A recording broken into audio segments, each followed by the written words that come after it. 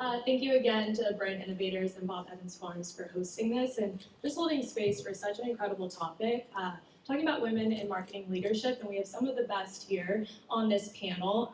But my name is Jessi. I work with GroundTruth, and for those of you that haven't heard of us, we are a media company that leverages real-world behaviors such as location and purchase data, and we're just powering your digital media campaigns and omnichannel efforts to deliver real business results. So whether that's in-store foot traffic or sales, that's what we're here to help you do. But today I get to wear a very different hat, and that is moderating this panel.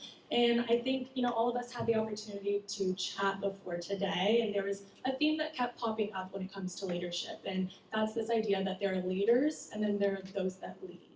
And leaders hold a position of power or authority, but those that lead really inspire those around them because of their why and their passion. So to kick things off, I'd love to just hear a little bit more and for you to share with the audience about what your role is at your brand and kind of what your why is, what's motivating you in the marketing space right now. All right.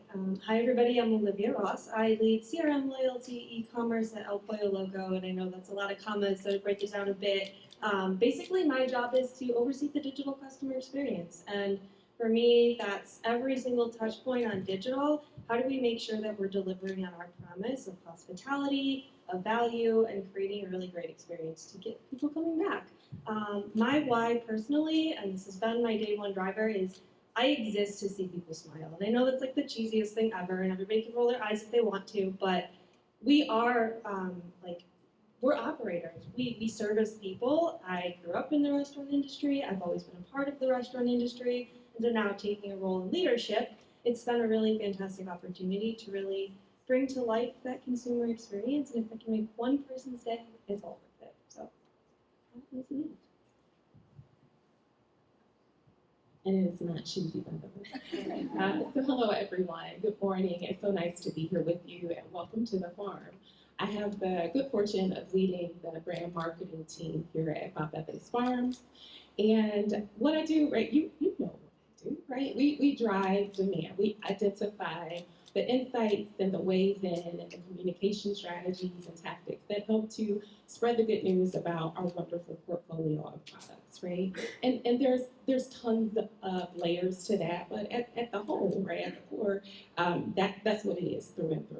And my why is because it's fun. I'll tell you, I've done a lot of different marketing rotations and assignments and challenges over time, and each one is different, but the similarity is that they are fun. I find it interesting and rewarding to get to know consumers more intimately, to find out what it is that makes them tick, what it is that draws them to our brand, what it is that gives them a challenge with our brands, and to try to figure out how to do more of the things that they love and mitigate the barriers that might exist between us and purchase. And so that curiosity, I heard that mentioned on an earlier panel, that curiosity about consumers, why they make the decisions that they do, I have found it fascinating for a very long time.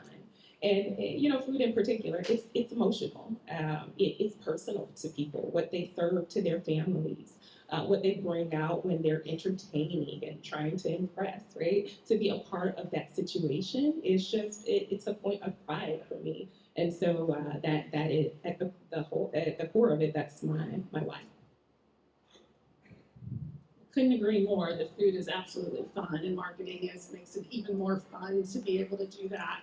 So I'm the Chief Marketing Officer at White Castle. We have been around since 1921. We have two divisions of business that some people sometimes forget.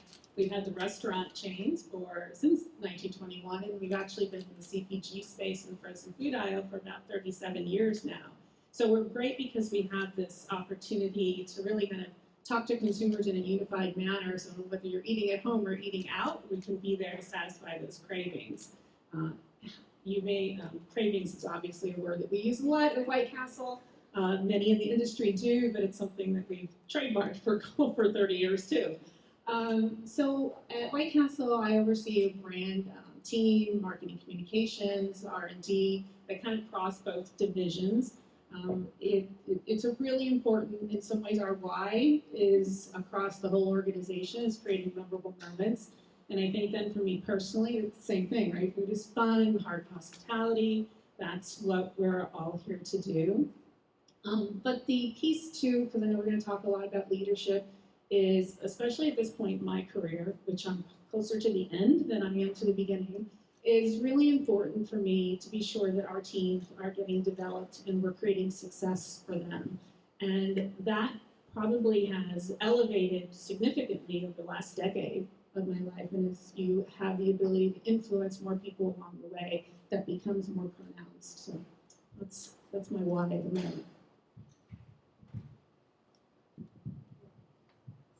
All of these so great, and I think what's so unique is that all of you have kind of had a background in the restaurant and CPG space, and that really does draw female leadership. I think because it's exciting, it's fun, you get to pivot, and then you also get to have those emotional ties, which is great.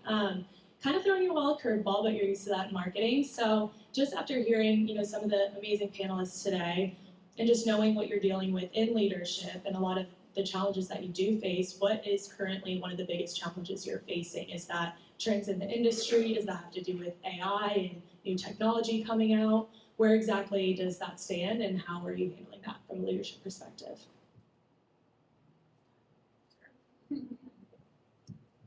Well, I think it's probably familiar to many of us, and we're challenged right now with how do we drive, whether it's velocity in the frozen aisle or traffic counts at the restaurants. While we're doing pretty well, relative to the industry, it's still a challenge because consumers, we have empathy for consumers and what they're going through. And I think it's important that you understand, the last panel talked a lot about insights and the consumer.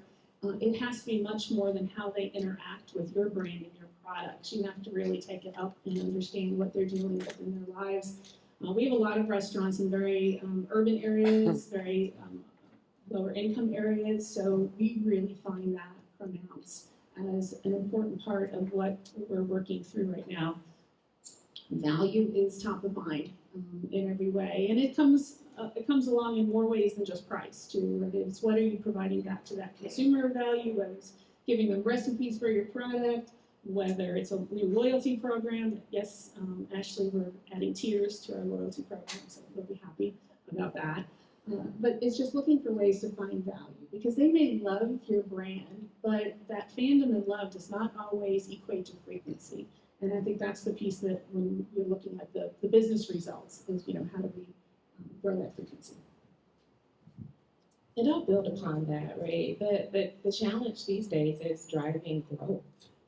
As disruptive as COVID was, the CPG space and food in particular benefited greatly during those tumultuous times. And so when we think about it from a business perspective and what we owe our employees, what we owe our leadership, what we owe our shareholders, it is that year on year improvement. And with the pendulum swing that we've seen with the realities that consumers are facing, we have to strike the balance of understanding them, caring for them, right, their well-being, but also managing the commitments that we have from a financial standpoint.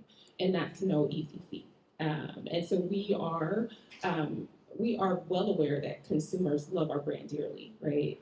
But they're making tough choices every single time they enter the store or they log on to that app to fill their electronic cart.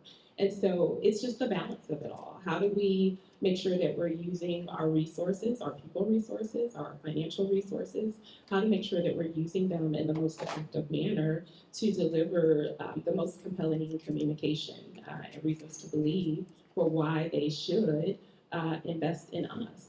Time talked earlier about the fact that value is not just a price point. And I think in times like these, it is essential for us to really communicate that holistic value proposition. What is the problem that we're solving? How intimately do we understand our consumers and the circumstances that they find themselves in? And so that's just, it's always the work, right? It's always the work, but it is more difficult in these types of situations. And so like all of us, or I'd say most of us in this audience, we have a consumer base that is struggling in many ways, and we have to figure out how to clearly and simply articulate, here's how we can help, right? Because at the end of the day, that's what our products do. We help them in some way. And so I believe that deeply, and that's the work that my team and I are focused on day in and day out, how to make sure that they're understanding what it is that we offer and why it's worth making the investment in our products. So those were really great answers. I will echo that and just drill down into really it's being open-minded and being agile, right? So we are kind of seeing, and I hate to use this word, unprecedented times, although I think we've probably all seen some version of this before. But being open-minded and willing to shift things in the calendar, being willing to try something new, to gain that new insight that might take you a step further to service your consumer. I think we're in a lot of testing right now and trying to better understand what it is we need to do to connect with people in times like these. And that really is a holistic effort across the marketing department in partnership with ops and supply chain, et cetera, in order to really understand what do we need to do and how do we need to shift pretty quickly in order to respond to the market.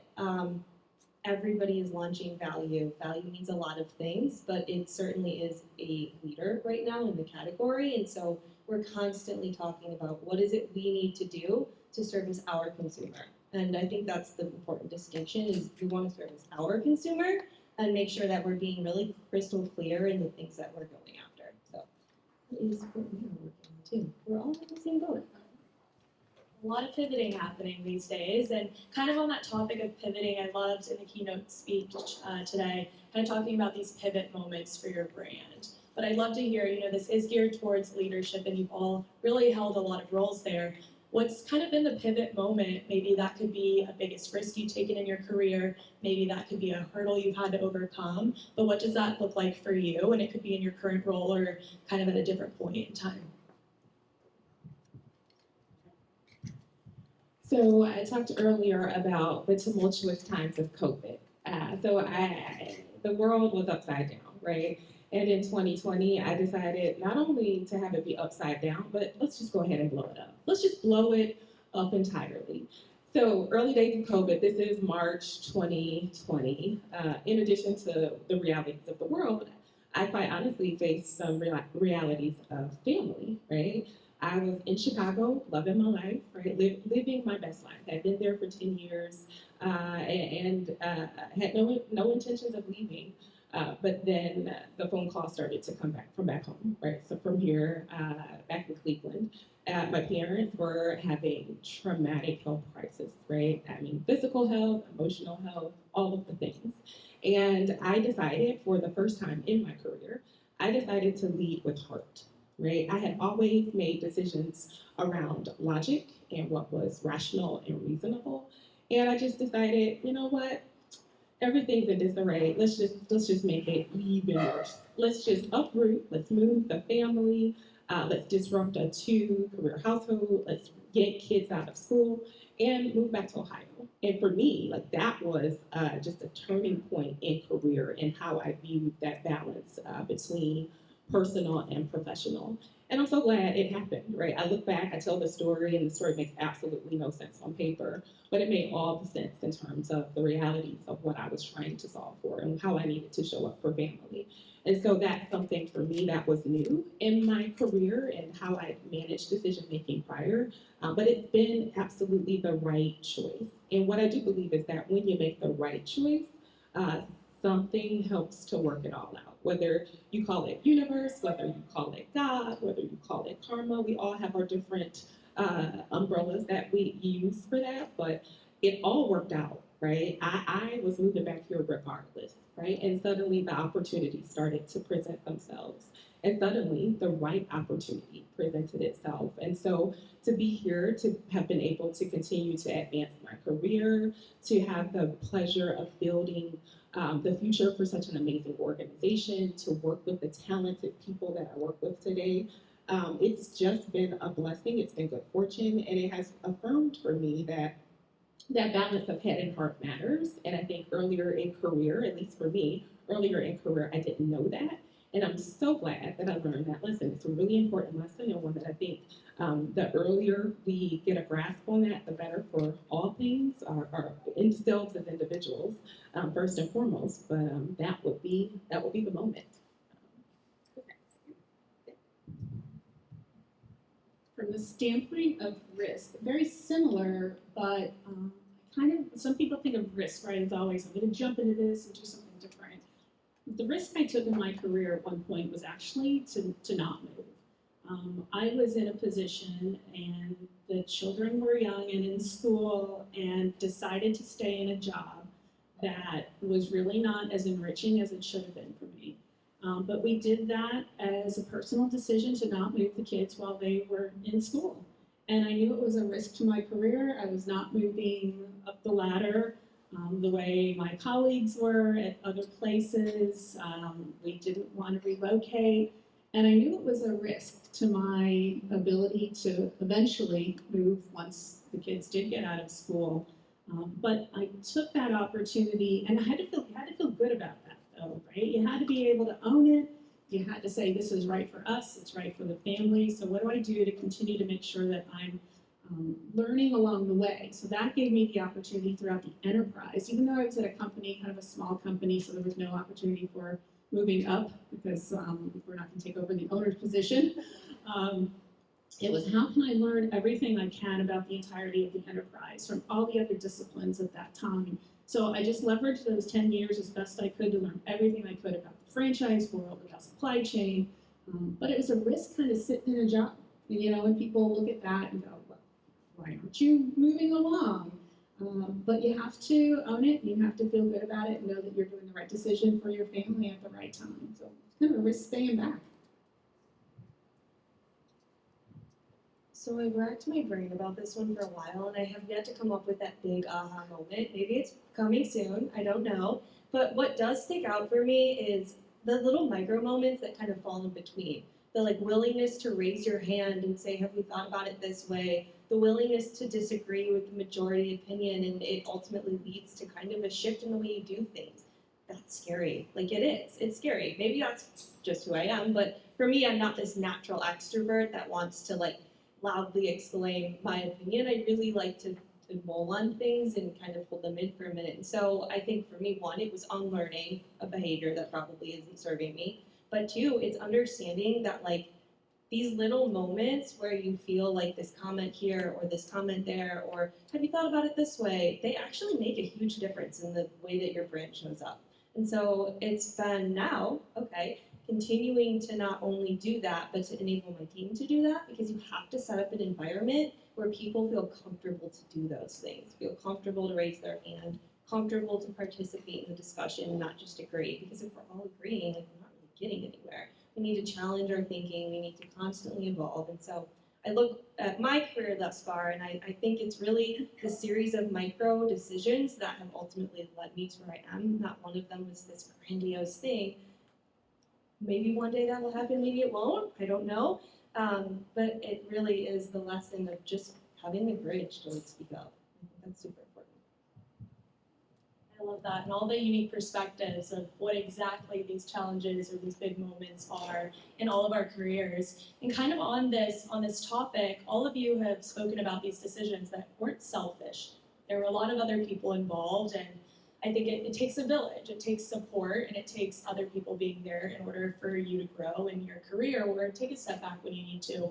So on that topic of it takes a village for someone to have support, what role has either mentorship, networking, sponsorship from either other women or other male counterparts? How has that kind of shaped you and where you are today? It has been everything. I think that there's the saying, your network is your net worth, and that couldn't be more true.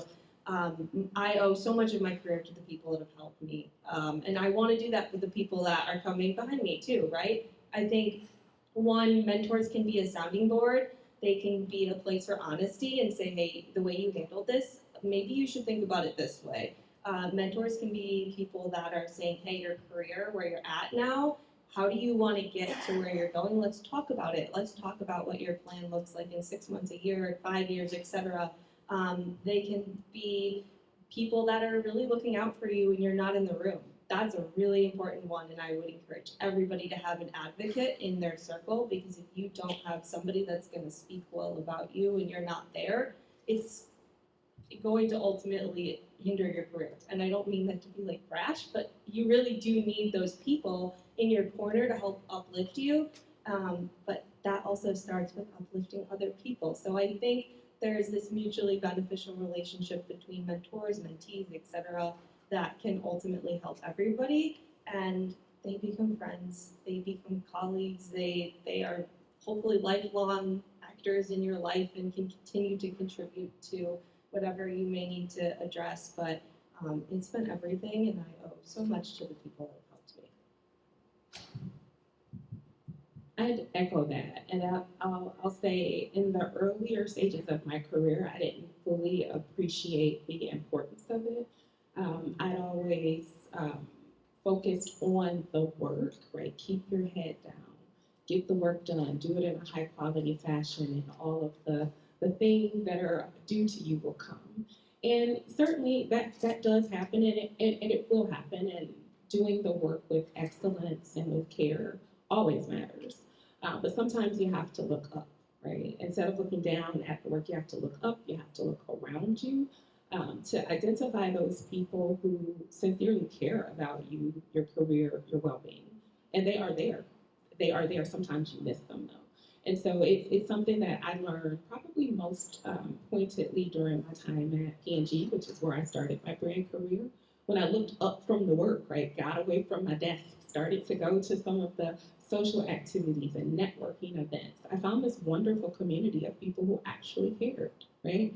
And some of them have become lifelong friends, mentors, advocates. And it's an important thing to actively curate. I do believe in the importance of organic connection. I am not a professional networker, right? I am a high I. I masquerade as an extrovert when I need to, but I am an introvert, and I love a good book and a quiet nook. Some of you saw me hiding away in the ladies' room earlier because my inner introvert needed a recharge. And so this piece around identifying those people with whom you have just a natural connection and commonality is key, because that natural thing is something that you can tap into when you need something, when you need perspective, when you need another set of eyes, when you need feedback, right? Critique, but need a source from whom you can trust it and know that it's coming from a good place. And so that's something that I'm more intentional about now. How do I pay that forward? How do I identify the people who care deeply about the work that I can also, in turn, care deeply about them? Say a kind word, invite them into a room, open a door, share an opportunity. Hey, did you know about, or have you considered this? And so I think that's what we owe in life, period, and certainly from a professional aspect. It is something that I have benefited from, call it early days from education, through school and opportunities that came in those forums and in career as well. So something that I feel deeply about, or feel strongly about, and hope that I continue to do more of that and can look back at a body of work that I feel proud of, right? Look what I built, look at the community. Look at the opportunities, look at the advancement for sure self, but also the people that you have the opportunity to make contact with. Same, I didn't have a lot of mentorship early on in my career, and I did not reach out and didn't have people that were telling me I should do this. I think 25 years ago, 30 years ago, it was just not as pronounced as it is now. Everybody is much more intentional about it. Your organization helps to sponsor that. So it was more the everyday. Now, I would say in the last decade of my career, I was fortunate to have somebody who became a mentor and a sponsor for me that always challenged me to say, you can do this. You have the capabilities to do this. You should have the confidence. And I had somebody who really helped mentor me along the way in most recent times. But before that, I always just found it was more some of those informal relationships you were building. I'm a big collaborator. Collaboration is my big C many times when we talk about just your attributes that you have. And so it was a lot of that discussion with just other people informally. I remember one time somebody did give me good advice around if there's folks you're working with, and this happened to be franchisees that I was in a franchise organization, and it became pick up the phone and call the operator when you don't need an answer. So it became, how do you build relationships when you're not looking to go to their desk or call them up or send them an email that you're looking for a response? And I thought that was really very valuable for me, and I've used that throughout my career to just have very informal discussions with people, which then turned into certain relationships, both men and women, where I knew I could go talk to them if I'm having maybe an issue within the department or an issue with another colleague outside of my department, how to handle it. So they became more sounding boards with those collaborators who you knew could be very blunt with you and give you honest feedback. How did you handle that situation? Oh, you shouldn't have said that to this person because they're a little sensitive about that. You learn people's hot buttons along the way. So it's those very informal collaborations that people will stand up for you when you're not in the room. They will have your back. They will give you honest feedback. And you have to be ready to accept all that too, right? You've got to be the recipient of that in a very meaningful way that resonates and will do something about it. So mostly informal. We have time for one last question, and then I'll open up the floor, just because I know it's great having access to all of these marketers, and you probably have some questions for them after this panel. But my final question, and as you continue to stretch and grow as a leader, I know you're all in different phases of your career, some at the tail end, maybe some just starting. Kind of what excites you about what's next? Is there a project that you're currently working on? Is there something you're looking forward to in the future that's to come for your brand, or just kind of as you continue to grow in your leadership roles?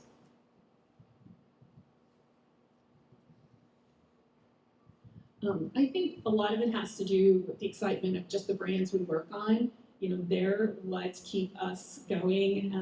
When you've been given kind of the keys to the castle, it's really important that you become a caretaker of what is a very iconic brand. And that excites us, and I know our team every day, to be sure that allows us to grow for the next 100 years. And it's the continuation of developing out our marketing team, growing our R&D. It's really just that aspect of the business. We work for a privately held company. The question was around who's public. It's great to work in a culture with a privately held company where you're not being held to a stock price every quarter. Doesn't mean the business is not challenging, but for us, it's really just how do we keep that crave alive and growing for the next 100 years. And similarly, I'm excited about what is up ahead for Bob Evans Farms. When I talked to you about 4 years ago and making the decision to move back to Ohio, there were other opportunities, right? This one to me was the most interesting though. It was the one that I looked at and said, oh, that's an interesting challenge, right? That feels cool. That feels like it could be something really big, something that you reflect on and like, hey, I was a part of that. Where we're at in our maturation, if you will, is that we're building, right? We've built a lot, right? We've established a lot, whether it's people or people teams or systems or processes, but we've got rich runway up ahead. And I believe that deeply for the core portfolio, for developing our teams and our talent, for building our organization and what we stand for and kind of clarifying that value proposition, right? Well, like who are we as a corporate entity? And I believe that work will be rewarding and continue to be fun. So from a professional standpoint, that is what is exciting to me. I'll say outside of the Bob Evans piece, what I look at this as, kind of the second chapter, if you will, of career.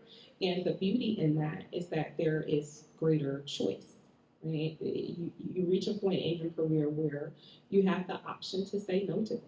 Right? Earlier in your career, you make decisions around what's responsible and sensible and, all of those things, and that matters, right? That's an important piece of life. But this piece around really actively choosing to be in spaces, to be part of certain teams and organizations, there's just a freedom in that I'm excited about because it makes you ask the tough question, like, what do you actually want, right? Oftentimes, we don't ask ourselves that question. What do you actually want to be doing, to be part of, to be building? And so the choice to be here, I have found to be an excellent choice and looking forward to what is up ahead. So I too am in a very interesting new chapter of my career where over the last year and a half I've had the opportunity to build a team under myself, which has been a very eye-opening and rewarding experience in many, many facets. I'm lucky to have amazing people on my team, which makes it incredible and amazing, and I'm very grateful for that. But our business has made the decision that we're doubling down on digital. And so that's great for me. I'm very employed. But that also means we have a lot of difficult problems to solve, and I love solving difficult problems. And so right now, we're in a place where we're really growing in my space, and that means that I have a really cool runway to test, learn, try, fail, and there's permission to do that. So it's a really fun time for us right now as we explore what is the next phase of not only digital, but also kind of how the brand comes to life, because the brand is digital, right? Like, yes, we're a restaurant brand, but how you engage with us digitally does define the consumer experience. And so it's a really fun time in our business right now to be able to really spearhead that effort. And I'm just really, really excited about the vision that we've laid out and the things that are to come. Amazing. Well, I'm excited. I'm sure this excites all of you. But thank you, all three of you, for letting us do that. Thank you.